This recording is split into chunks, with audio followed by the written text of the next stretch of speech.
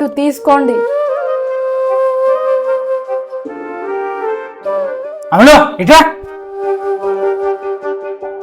ఈ గ్లాస్ ని తోమిరా ఎప్పుడన్నా?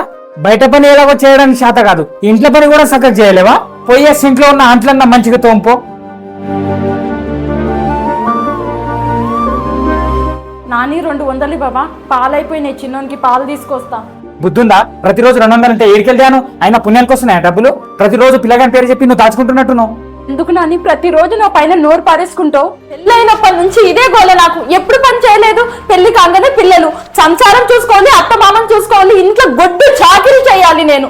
నీకైనా వారానికి ఒక సెలవు దొరుకుతుంది, కానీ నాకు మాత్రం 365 రోజులు పనే ఉంటుంది. అయినా కూడా ఈ ఇంట్లో అందరూ మాటలు పడాలి. ఏం జీవితమో ఏమో నాది. సారీ అమ్ములు, రోజు ఇంట్లో నీకు ఎంత ఒత్తిడి ఉంటుందని తెలుసుకోలేకపోయినా.